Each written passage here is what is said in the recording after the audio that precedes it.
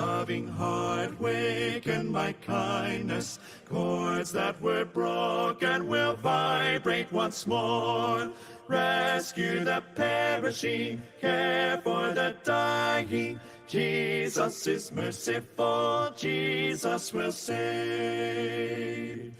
Rescue the perishing, duty demands it. Strength for thy labor the Lord will provide. Back to the narrow way, patiently win them. Tell the poor wanderer a Savior has died. Rescue the perishing, care for the dying. Jesus is merciful, Jesus will save. Rescue the perishing, care for the dying. Jesus is merciful, Jesus will save.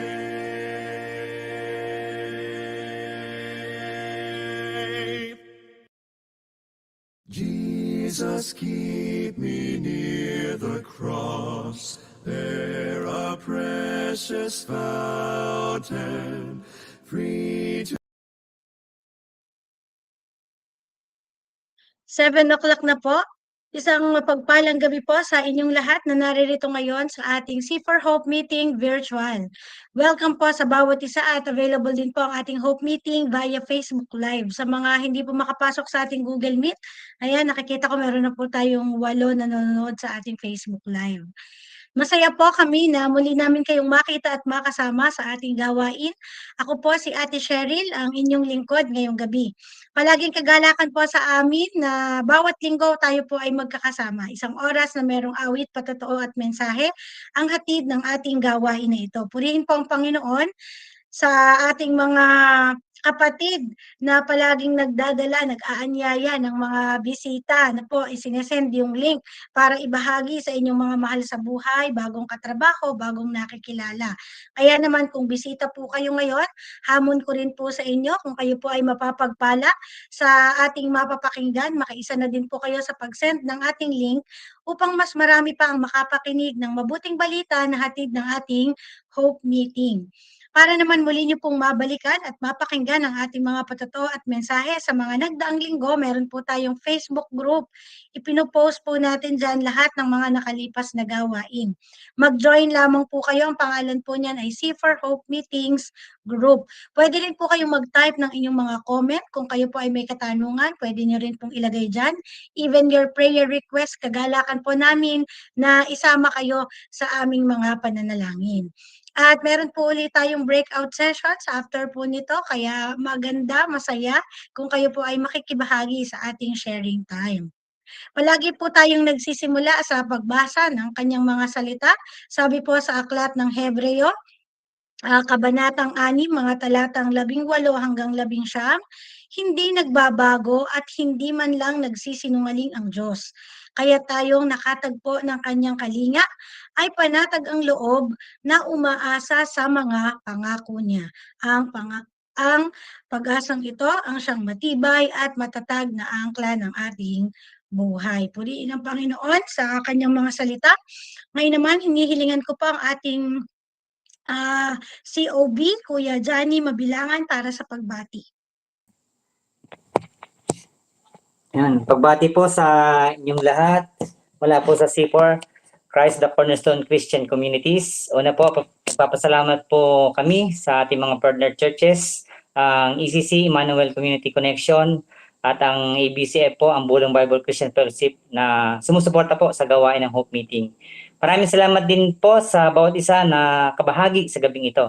Dalangin po namin na patuloy po kayo ay mahamon, mawagpala po sa mensahe sa gabing ito, sa mga awitin, patoto po, at higit sa lahat po sa aral na ating pong makapakinggan sa gabing ito. Muli po, maraming salamat sa inyong lahat. Maraming salamat, Kuya Johnny, sa ating chairman. At ngayon naman po, nais ko pong ibahagi, ano nga po ba yung Hope Meeting? Bakit po ba tayo nagkakaroon ng ganitong gawain? Sorry po. Hope stands for Household Opportunities, Presentation, and Experience. At ang C4 Hope Meeting po ay una, naglalayon na maibalita ang makapangyarihang pagkilos at mensahe ng Panginoon sa komunidad. Ikalawa, maibahagi ang galak na nadarama dahil lamang po sa biyaya ng ating Panginoon.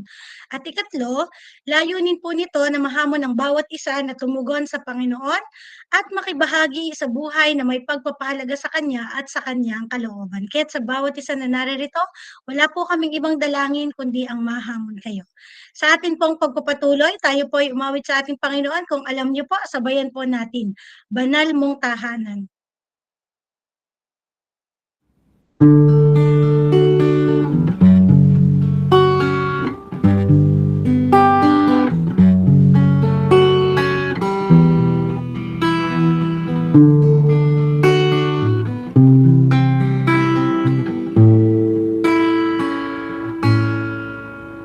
Ang puso ko'y dinudulog sa'yo. Nagpapakumbaba, nagsusumamo, paging dapatin mo, na ikaw ay mamasdan, magaligaw, sa'yo ay pumisan. Loobin mo ang buhay ko'y maging banal tahanan. Tulong ka ng iyong wagas na pagsinta. Daluyan ng walang hanggang mga paborit pagsamba. Mahal ikaw, Diyos, ngayon at kailanman.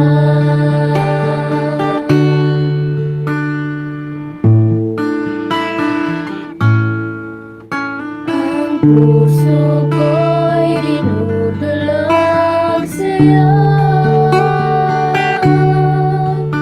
Nagpapakumbaba, nagsusumamo, paging dapatin mo, na ikaw ay mamasdan, magaligaw, sa'yo ay pumisan. Loobin mo ang buhay ko'y maging banal mong tahanan. Luklukan ng iyong wagas na pagsinta. Daluyan ng walang hanggang mga paborit pagsamba. Mahal ikaw, Diyos, ngayon at kailanman. Loobin mo ang buhay ko'y maging banal mong tahanan. Luklukan ng iyong wagas na pagsinta. Daluyan ng walang hanggang mga paborit pagsamba. Mahal ikaw, Diyos, ngayon at kailanman. Mahal ikaw, Diyos, ngayon at kailanman. Mahal ikaw, Diyos, ngayon at kailanman.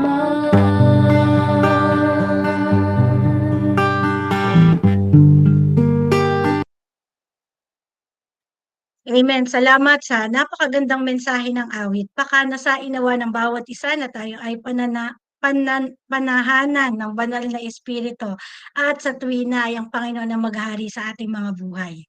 Makakapakinig po tayo ng patotoo mula sa isa nating kapatid, Ate Roxanne Tapat, at susundan po ng handog na awit ni Ate May Gulapa.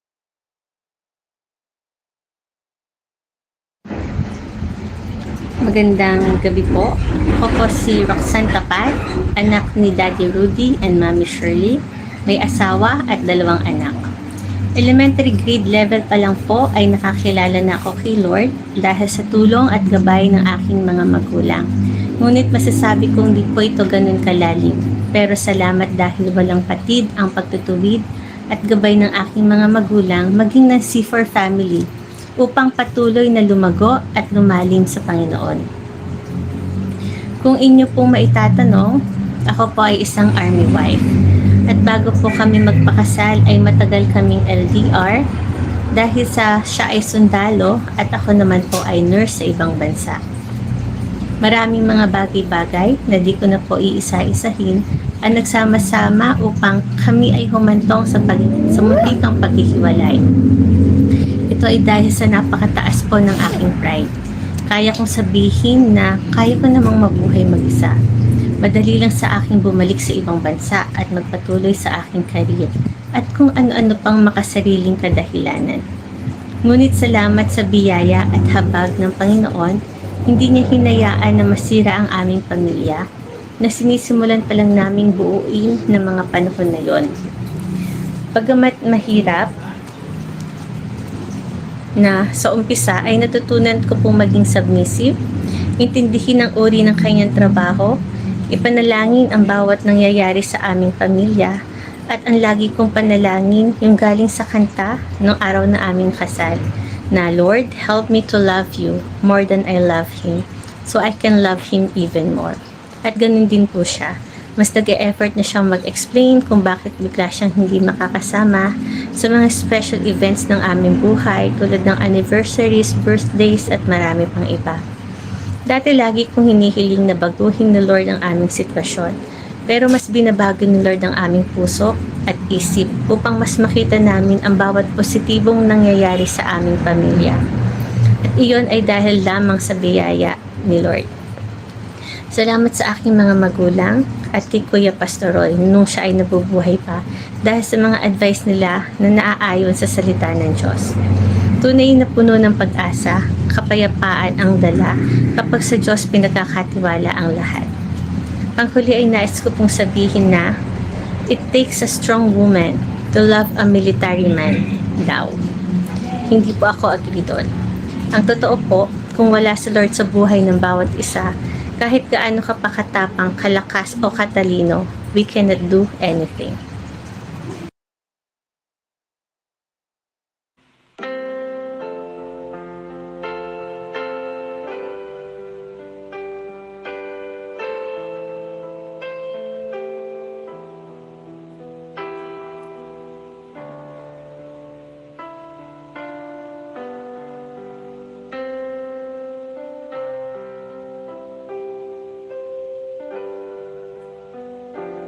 O Diyos, bakit ako ang pinili mo bilang anak?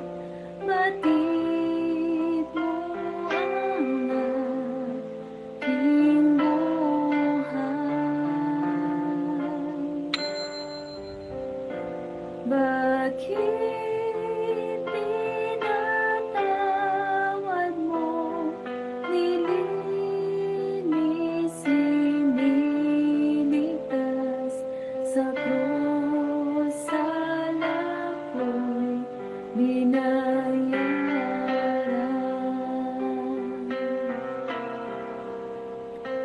Sa bawat araw, O Diyos, tulungan mo nga ako. Ang utos mo'y aking susundin.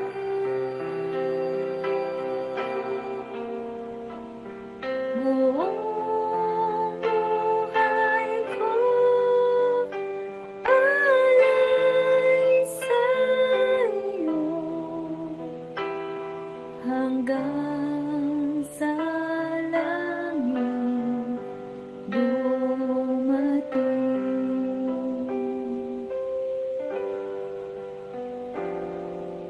Krus na buhay, mangha sa dakila, pag-ibig ng Diyos, sagana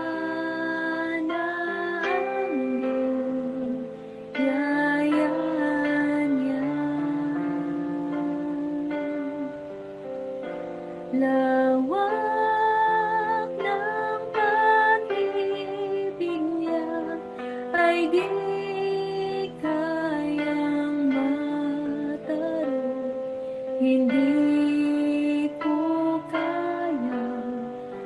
maunawaan.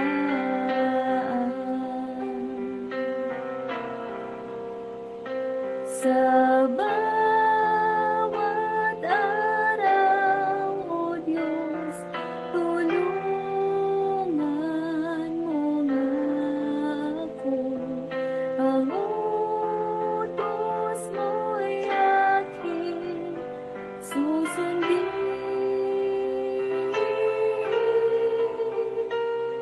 Buong buhay ko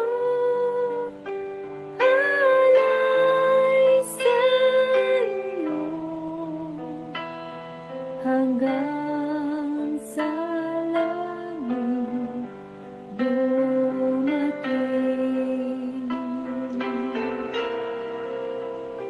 Sa bawat araw, O Diyos, tulungan mo nga ako. Ang utos mo'y aking susundin.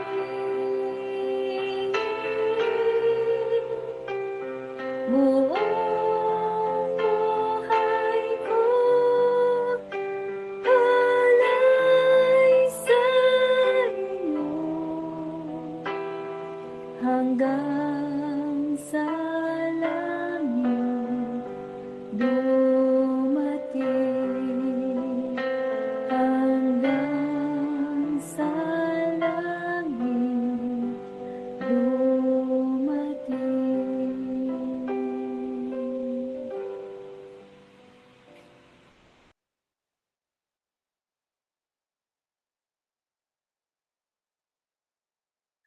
Ayan, maraming salamat sa ating mga kapatid, Ate Roxanne. Tunay na mabiyaya at mabuti ang Panginoon sa iyong buhay kung paano na siya ang umayos sa inyong mga pagsubok na naranasan. Salamat din sa handog na awit, sa magandang tinig at mensahe nito, Ate May Gulapa. Ngayon naman, tayo po ay dadako sa mensahe ng Panginoon. Ipagpaumanhin niyo po na ang ating mapapakinggan ay recordings from January sapagkat may suliranin po sa mata sa ngayon ang ating Brother Rex. At bago po tayo magmensahe ay hinilingan ko po muna si Kuya Raymar upang pangunahan tayo sa pananalangin. Sige po mga kapatid, tayo po ay manalangin. Panginoon, nagpapasalamat po kami sa gabing ito dahil kayo po ang kumikilos at nagpapatuloy po ang gawain ito ngayong gabi, Panginoon. Nagpapasalamat din kami, Panginoon, sa pagkilos nyo sa puso ng bawat isa upang ang gawain ito ipahalagahan. Nagpapasalamat din kami, Panginoon, sa mga katugunan, sa mga panalangin, gaya na lamang po ng kagalingan sa husband ni Ate Nora na si Ariel Marasigan. Maraming salamat po sa inyo pong pagpapagaling sa kanya. Dalangin namin ang patuloy niyang paglakas, ang patuloy niyang kagalingan, Panginoon. Aming dalangin din, Panginoon, si Sapay, na anak po ng katrabaho ni Reyna, si Miss Pelma Ortega. Dalangin namin nawa po ay siya po ay ma-MRI para po malaman ang panlalabo ng kaliwang mata niya. Dalangin po namin ang inyong pong provision para sa kanilang gamutan. Dalangin ko rin po, Panginoon, si Rain na patuloy niyong gamitin upang makilala ka pa, Panginoon nila. Dalangin ko rin po, Panginoon, si Ate Emily Bautista na nawa po yung kanyang pong mga iniinom na gamot ay tumalab upang bumuti ang kanyang pakiramdam, Panginoon. Hindi po madali ang kanyang nararanasan.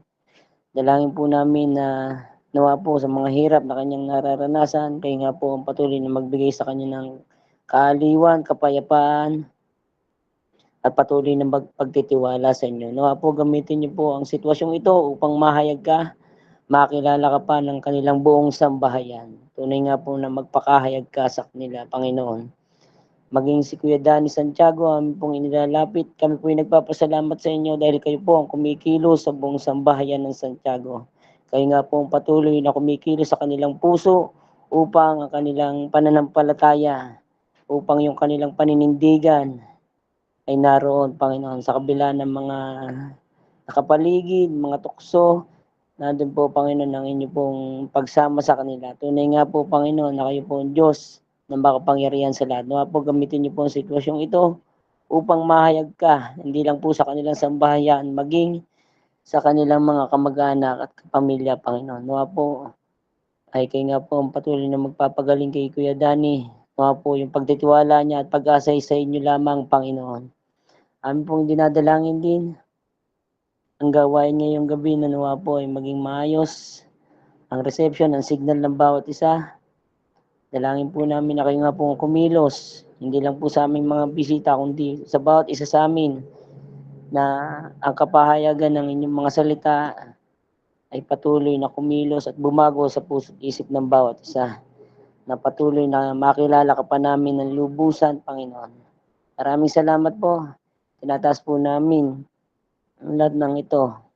At nawa po, Panginoon, patuloy namin na makita na ang pag-asa ay tanging sa iyo lamang, Panginoon. Ito po ang aming dalangin sa pangalan ni Jesus. Amen. Biyaya po ng Panginoon kung kaya tayo ay nakapagpapatuloy. Sa taon po na ito, sa mga komunidad na ating pong nakakasama, ay tinitingnan po natin bilang ating tema, focusing on Christ's call and Christ's assurance for the church. Na kinakailangan po na ating ituon ang ating pong isipan, ang ating puso, ang ating buong buhay sa katotohanan na meron pong dakilang pastol, si Jesus, ang Kristo, Diyos na nagkatawang tao, na tumawag po sa atin upang mabuhay po tayo hindi na para sa mundong ito, kundi para sa Kanya na nagmahal sa atin, nahabag sa atin, at nagbigay sa atin ng kaligtasan. Wala pong iba. Tanging ang Panginoong Hesukristo ang nag-iisang tagapagligtas. Siya po ang katotohanan. Siya po ang daan. Siya po ang buhay. Walang iba pang pangalan na ibinigay dito sa lupa na sukat ikaligtas, kundi tanging sa Panginoong Hesukristo lamang. Kaya dapat po na ituon natin ang ating lahat-lahat sa Kanya. Hindi lamang ang Kanyang pagtawag ang ating pong pinahahalagahan, kundi ang Kanya pong mga pangako, ang Kanya pong kapangyarihan na maaari po nating pagtiwalaan sapagkat hindi po niya tayo bibiguin. Kaya nga po, siya ang ating kagalakan, siya ang ating kapayapaan, siya ang ating yaman. Kaya maaari nating sabihin, God is our portion. At nagtitiwala po tayo na hindi po niya tayo bibiguin at tinitiyak na kung papaanong ang Panginoong Hesukristo ay nagtagumpay mula po sa kamatayan. Siya po ay nabuhay na maguli. Siya po ay umakyat sa langit at ngayon ay nakaluklok doon sa kanan ng Ama. Tayo man ay may pag-asa na muli rin po tayong bubuhayin. At napakahalaga na habang nandito po tayo sa pansamantalang mundo na ito, ay atin pong isinasagawa na mayroong katapatan ang ating pagkatawag. Kaya po sa gabing ito, nais ko po pasimulan sa pamamagitan ng katanungan. Kung atin bang nauunawaan ang buhay ng tinawag ng Diyos? Ano ang mahahalagang katotohanan ng Kristyanismo na dapat malaman at ipamuhay? Halimbawa, marami po ang nagsasabi ngayon, o bakit? Kristiyano naman ako hindi naman ako pagano. Hindi ako Buddhist, hindi ako Hindu, hindi ako Muslim. Ako ay Kristiyano. Dito ako sa ganitong simbahan sumisimba. Well, anybody can claim na sila po ay Kristiyano. Pero, hindi naman po kasi porke pumapasok po tayo sa mga Kristiyanong simbahan, ay nangangahulugan na tunay nga tayong mananampalataya. Kung papaano po na tayo po, halimbawa, bilang tao, pag pumasok po tayo sa garahe ng kotse, ay hindi naman po tayo nagiging kotse. Ano po? At ang tanong ay, kung tayo po ay isang tunay na mananampalataya, isang Kristiyano? Nauunawaan po ba natin bilang mga Kristiyano, bilang mga tinawag, yung mahahalagang katotohanan na dapat ay bumabago sa atin pong mga buhay? Pangalawa pong tanong, nasuri mo na ba ang iyong buhay at pamumuhay kung talagang napasasakop at nararanasan ang mahalagang mga katotohanan ng iyong tinatanggap? Halimbawa, naisip na po ba natin, abay ako'y ibang iba ng klaseng tao ngayon. Ako ay isang mananampalataya kay Kristo. Hindi na marapat yung dati kong pamumuhay. Sa habag at tulong ng Diyos, binago niya ako. Ako ay nasa panibagong kalalagayan. Dati ako ay marumi, pero ako ay nilinis ng Panginoon. Ako ay dating nasa dilim, pero sa kanyang biyaya, ako ay dinala niya sa liwanag. Kung kaya mayroong pagbabago sa aking buhay, ang mga bagay na ginagawa ko noon ay dapat ko nang ikahiya at ako ay magkaroon ng kagalakan sa mga bagay na panlangit. Kaya po ito ay napakahalagang mga katanungan. Nasuri na po ba natin ang buhay o tayo po ay nahirati na lamang sa atin pong mga pagsasabi, pananalita at opo kahit mga pagmamayabang na tayo ay tunay na Kristiyano, subalit ang totoo ay hindi naman. Tandaan po natin, kagaya ng ating tema, noon pong nakaraang taon, meron po tayong pagiging accountable. Haharap po tayo sa Diyos. At ang pamantayan na kung saan tayo po ay susuriin ng Diyos ay hindi yung ating sariling pamantayan. Meron pong pamantayan ng Diyos at ang kanya pong pamantayan ay ang kanyang banal na salita. Kaya po, mahalaga na suriin po natin ang ating mga sarili. Ngayon pong gabi, nais ko po na tingnan natin ang pag-aaral na ito na akin pong pinamagatang ang mga tinawag ng dakilang pastol. Alam po ninyo, isang napakagandang katotohanan, ang Diyos ay hindi nagpapabaya. Siya po ay tapat sa kanyang tipan. Siya po ay tapat sa kanyang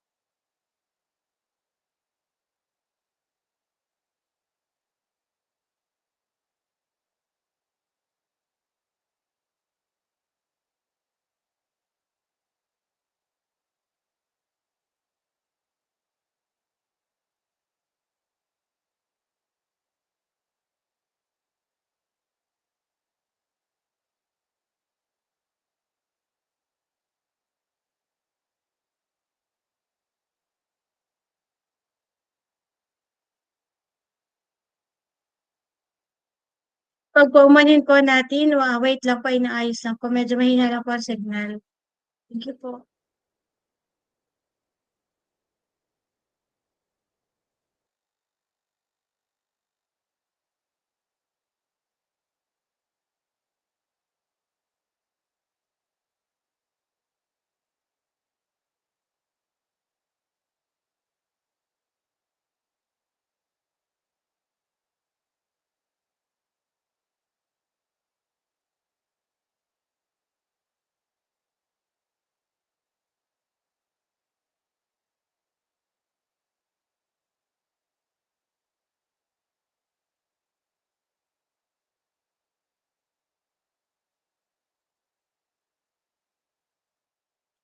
Wait lang po, nawalan po ng signal yung ating tech. Wait lang po at nag-aayos po ng backup.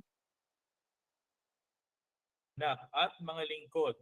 At isa pong dakilang katotohanan, hindi po tayo ang lumapit sa pastol, ang pastol ang lumapit sa atin at nag-alay ng kanyang buhay.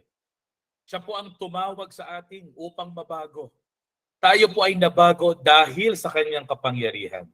At kung anumang meron po tayo mga magagandang katangian ngayon, ito'y hindi dahil sa ating sariling lakas, kundi sa lakas ng banal na espiritu na ipinagkaloob sa atin ng Diyos.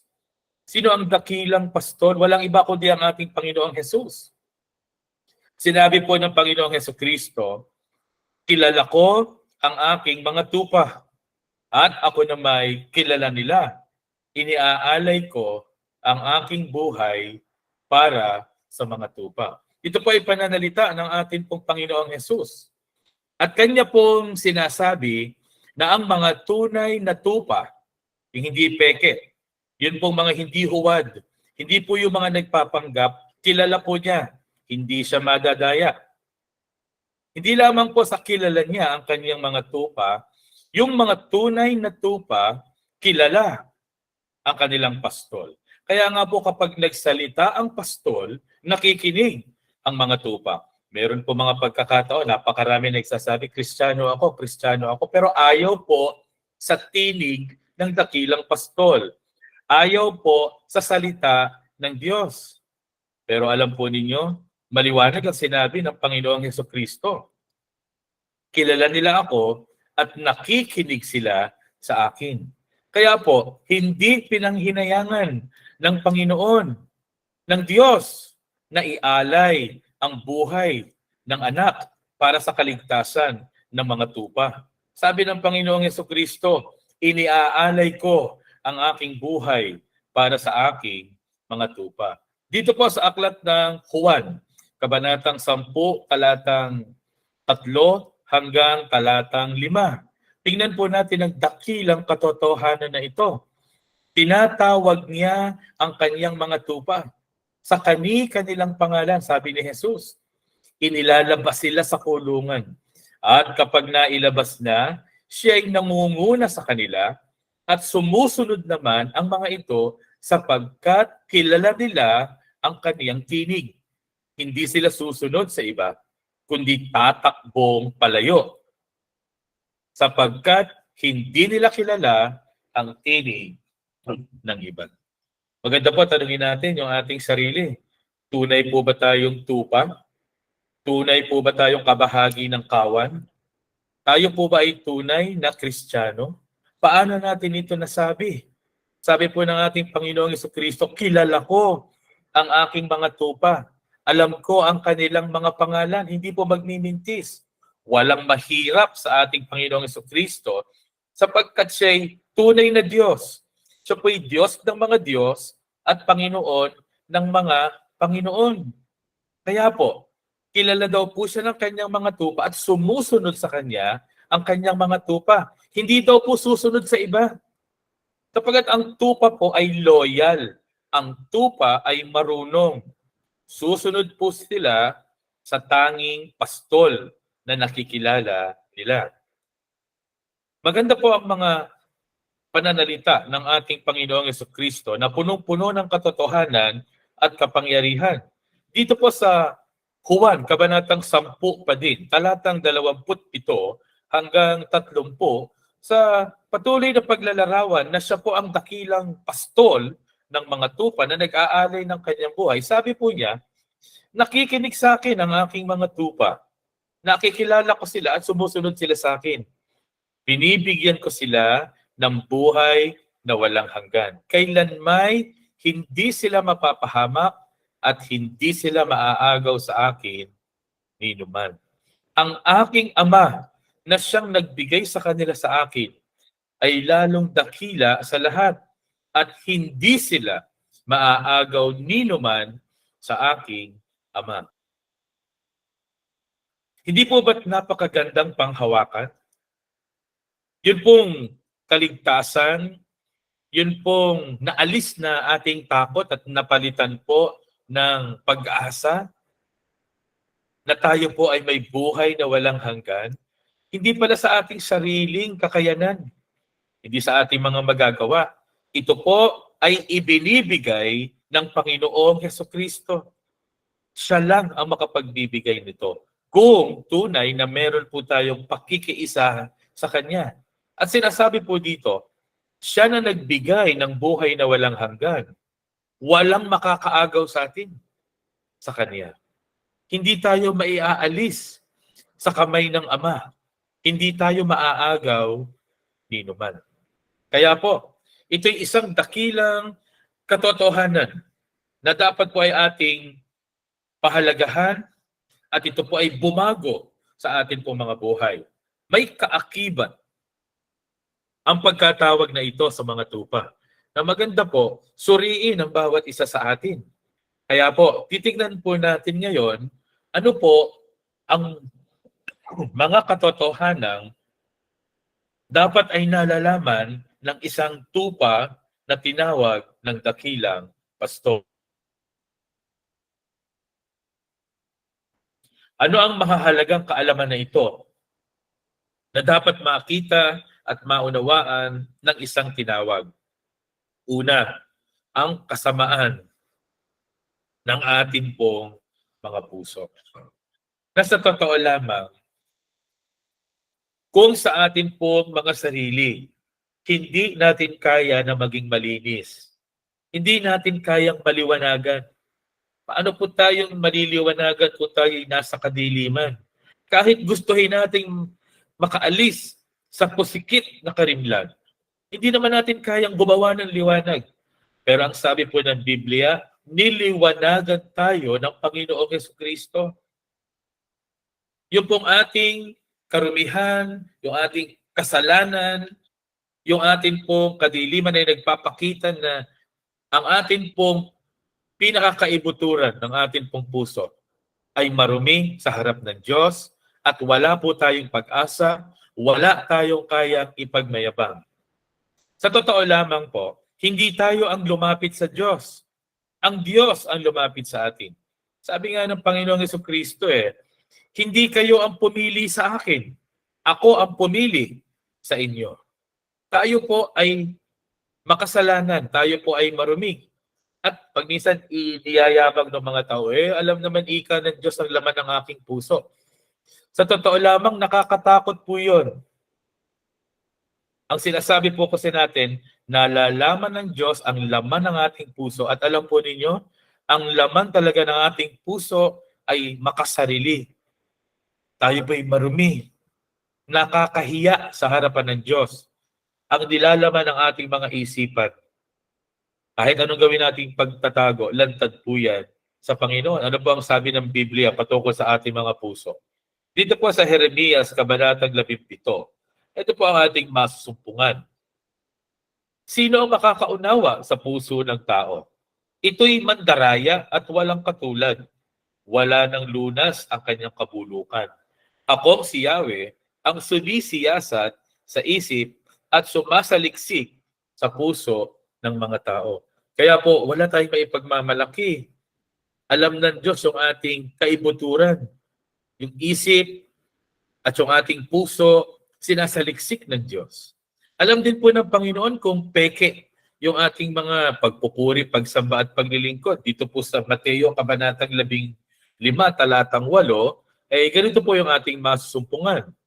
Iginagalang ako ng bayang ito sa kanilang mga labi. Ngunit ang kanilang puso ay malayo sa akin. Parang sinasabi po, awit tayo ng awit, nananalangin po tayo ng mga paulit-ulit, humihingi tayo sa Diyos na parang nagmamakaawa tayo, kinikilala natin ang kapangyarihan ng Panginoon, pero kita po ng Diyos kung ang ating puso ay malayo sa Kanya. At kung ang pagbabasihan nga po ay ang ating isinumpa na kalalagayan, yun po ang totoo. Ayaw natin sa Diyos, malayo tayo sa Kanya.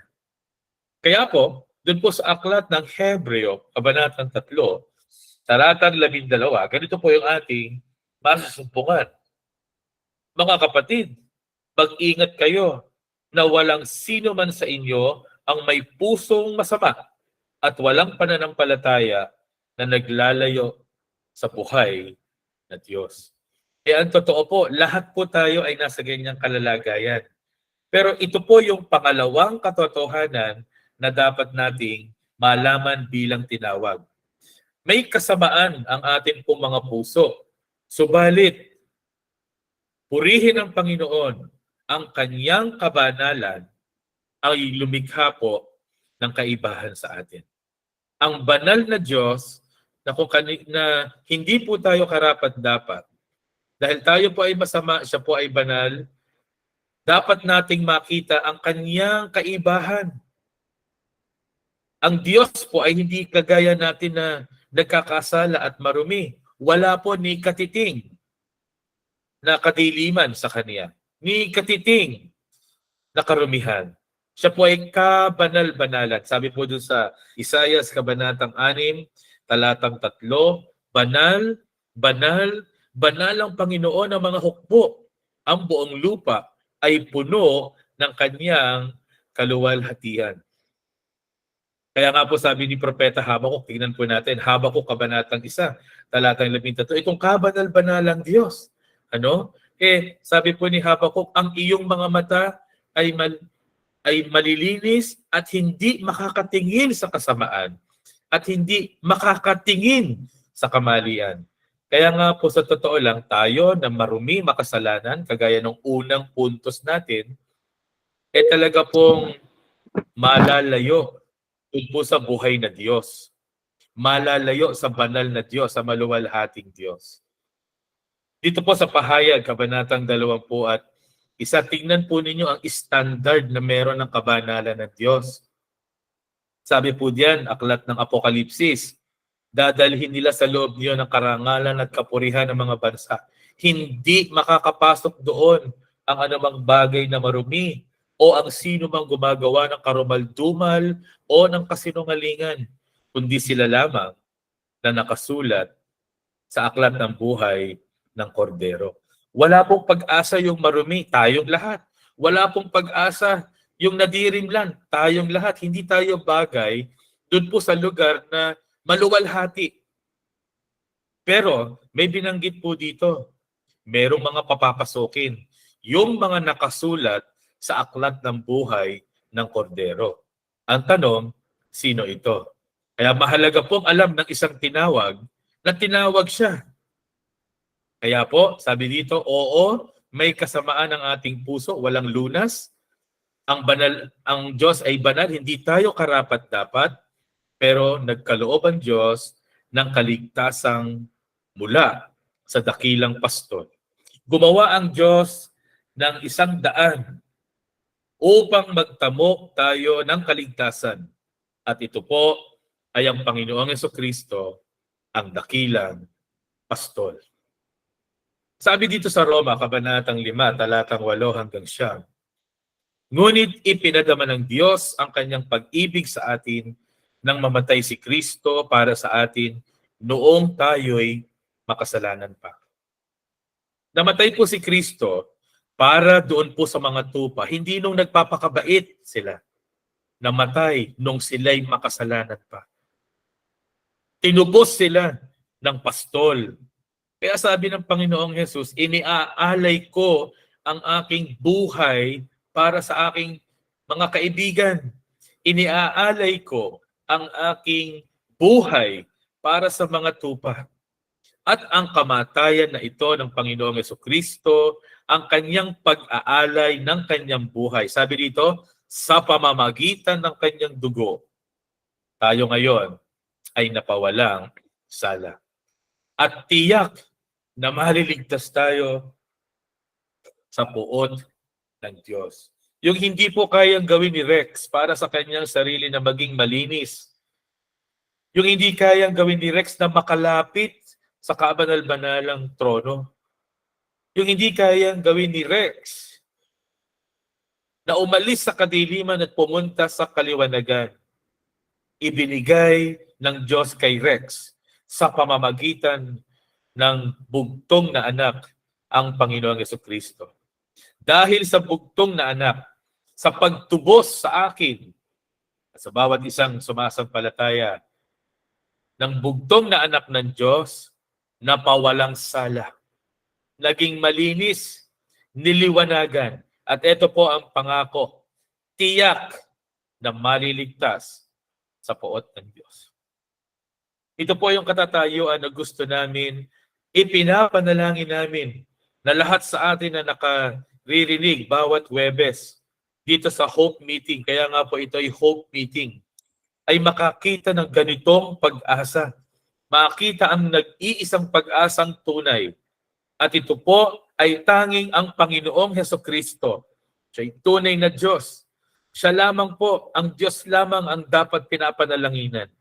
Ang Diyos ang nag-iisang tagapagligtas.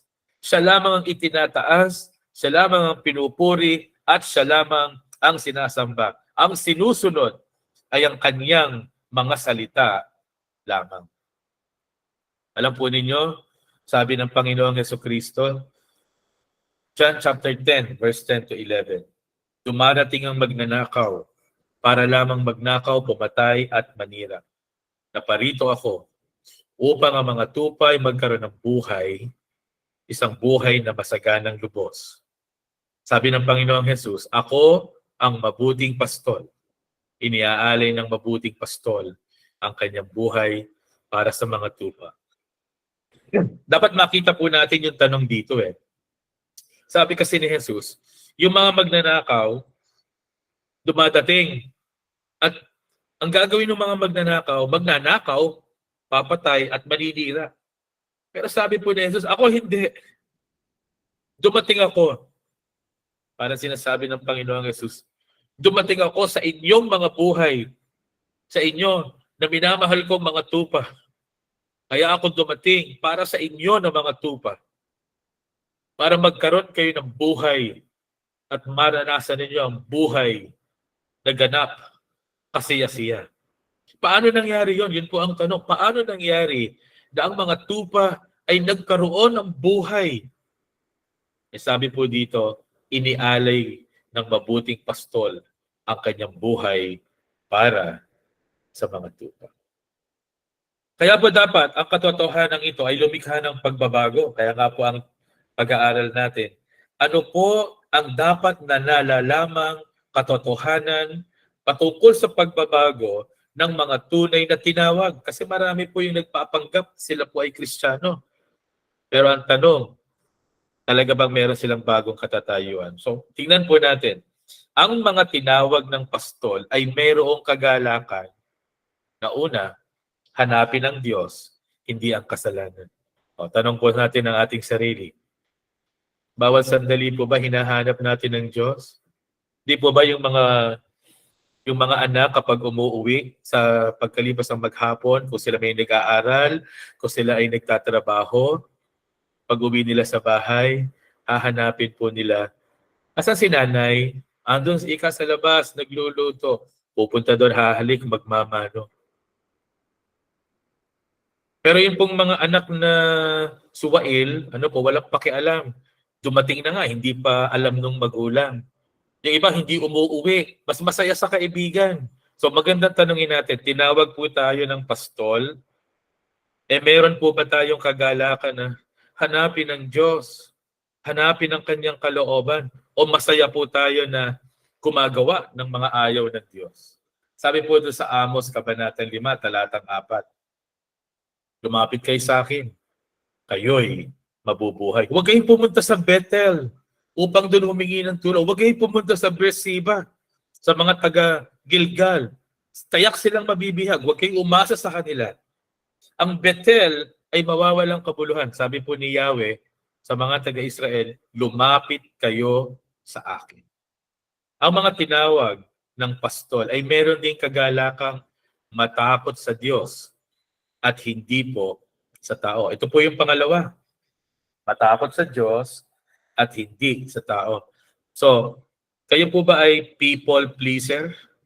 Takot po kayo sa tao? Takot kayong mapahiya? Takot po tayong maiba sa mga tao? Pero hindi tayo natatakot sa Diyos. Sabi po dito sa Aklat ng Kawikaan, Kabanatang 11, talatang 23, ang paggalang at pagsunod kay Yahweh ay nagbibigay ng buhay. Ang gumawa nito'y makararanas ng kapayapaan at ligtas sa kapahamakan. Yung sa buhay po, ang Diyos ang kinatatakutan, ang Diyos ang iginagalang, ang Diyos ang sinusunod. Hindi po yung tao. Meron po mga nagkakamali, nakikisamang mabuti sa mga tao, pero sa Diyos, pwede po nilang baliwalain isang napakalaking pagkakamali. Sa oras nga po at puntos ng ating kamatayan, meron po bang magagawa sa atin ng mga tao? Kahit pagkakahusay ng mga doktor o kaibigan natin yung pinakamayaman, may magagawa ba yung kanilang karunungan? May magagawa ba yung kanilang salapi? Pero alam po ninyo, ang Panginoong Hesukristo, kung siya ang ating kaibigan, at siya ang ating pastol, at sa buhay na to siya ang ating ginagalang at sinusunod, meron siyang magagawa. Nag-iintay para sa atin ang isang buhay na ganap at kasaya-siya. And then, sabi po, pangatlo, ang mga tinawag ng pastol ay may kagalakang mahalin ng Diyos, hindi ang mundo. Ano po yung mahal natin bagay sa mundo na ito? Makamundo po ba tayo? O ang mahal po natin ay ang Diyos at ang pagsunod sa kanyang kalooban? Sabi po sa unang Juan, kabanatang 2, no? Yun na lamang pong verse 17 sa bandang huli. Sabi po, mawawala ang sanlibutan at ang lahat ng mga bagay na pinagnanasaan ng mga tao. Ngunit ang mga sumusunod sa kalooban ng Diyos, mabubuhay magpakailanman. Saan tayo nakakapit sa mundo nito? Sa salapi? Sa mga bisyo? Ano po? Sa kapwa-tao, masayang-masaya tayo sa ibinibigay ng mga kaibigan natin na pag minsan nagkakalakas tayo.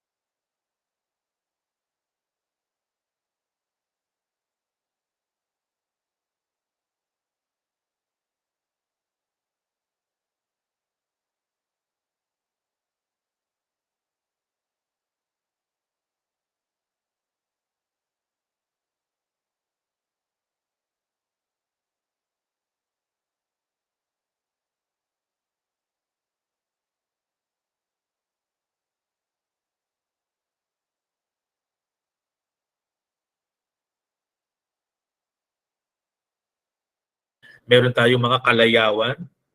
Nagkakamali po tayo. Mapaparam ang lahat.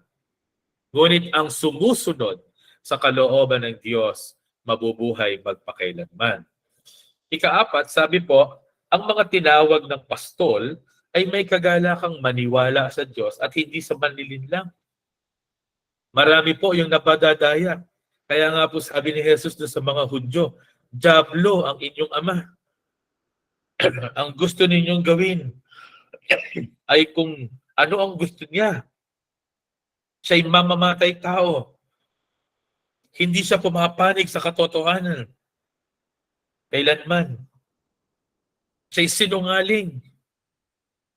Kung siya may nagsasalita, ito'y kasinungalingan sapagkat siya ang ama ng kasinungalingan. Kaya nga po ang tanong, kanino po tayo naniniwala? Sa salita ng Diyos? Ang katotohanan? O doon po sa opinion ng tao na kasinungalingan? Alam po nyo, ang dami po mga kasinungalingan ngayon. Yung sinasabi, basta naman gumawa ka lang ng mabuti. O wag ka lang gagawa ng malalaking mga kasalanan, okay ka. Alam mo, pare-pareho lang naman yung mga relihiyon. Parang imbudo yan, isa lang ang pupuntahan. Pagka dami-dami, iisa lang naman yan. Pare-pareho. Hindi po pare-pareho. Sabi naman ng iba, pag namatay naman tayo, meron pang pag-asa, meron pang purgatorio na tayo ay lilinisin sa purgatorio. Ito po ay mga walang basihan na aral at ito po ay kasinungalingan. So ang tanong, kung tayo po ay tunay na tinawag ng pastol at tayo ay kabahagi ng kawan ng pastol, maniniwala po tayo sa Diyos at sa Kanyang salita at hindi sa mga panlilinlang. Ikalima, susundin po natin ng Diyos at hindi yung mga gana o yung mga nagbibigay sa atin ng yung gana, excitement, yung mga gusto natin. Sabi po doon sa unang Korinto, Kabanatang 9, sa panulat ni Apostol Pablo, ang gantimpalang hinahangad natin ay panghabang panahon. Parang isang manlalaro na may disiplina. Hindi siya nagtatapon ng oras, nagpa-practice siya na nagpa-practice. Meron siyang gustong maabot. Meron siyang gustong marating. Yung iba nagtatapon ng oras, nagsasayang ng panahon. Nagsasayang ng lakas. Pero yung isang mahusay at disiplinadong manlalaro, ibinibigay ang kanyang lahat upang tumatag, tumibay, bumilis. Sabi po ni Apostol Pablo, kinakailangan daw po sundin ng Diyos at hindi yung ating mga sariling kagustuhan. Sunod po, paglingkuran ng Diyos, hindi ang ating mga sarili. Kaya sabi po ni Isaiah, narito ako. Ako po ang inyong ipadala. Parang sinasabi ni Isaiah, Panginoon, gamitin po ninyo ako. Sabi kasi ni Yahweh, sino ipapadala ko? Doon sa mga hindi kumikilala. Doon sa mga nagkakasala. Yun sa mga dapat na bigyang babala. Sabi ni Isaiah, narito po ako. Ako po ang inyong isugo sa kanila. Ay sabi din po dito, next, paglingkuran ng Diyos, hindi ang sarili. O kasi meron pong mga pagkakataon, nakakalimutan natin na kaya tayo binigyan ng buhay ay upang ipaglingkod sa Panginoon. E di panghuli, sabi po dyan, sambahin ang Diyos at hindi ang kaaliwan. Dahil so tingnan yung pinakahuling slide po natin. Sabi ni James Collins, the mere presence of the shepherd puts the sheep at peace. Yun lamang pong presensya ng pastol sapat upang ang mga tupa ay magkaroon ng kapayapaan. Payapa po ba kayo dahil alam nating tama ang ating relasyon sa pastol? Dahil tayo'y tunay na mga tupa? When he is near the sheep, they don't panic. They don't fight. They can lay down in peaceful slumber. Panatag tayo. Makakatulog tayo kapag nandiyan ang pastol. Ang tanong lang, meron po ba tayong relasyon sa ating dakilang pastol? When you are living in close connection to Jesus, you can sleep, you can relax, and you can rest. Dahil ikaw ay isang tinawag na mabuhay ng kakaiba para sa Kanya. Awitin po natin ang ating responsor.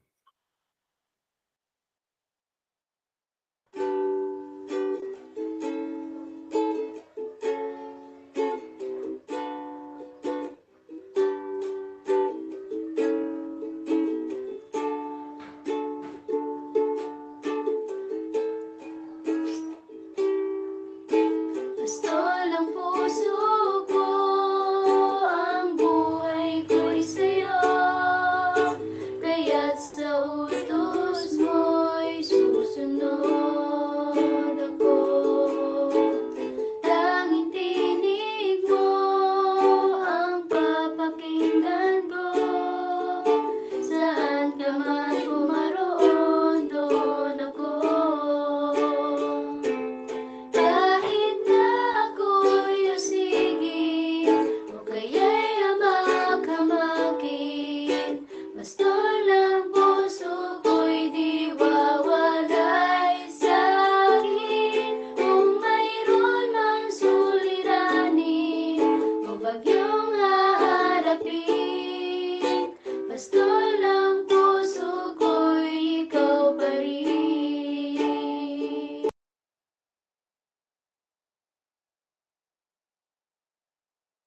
Tayo pa'y manalangin.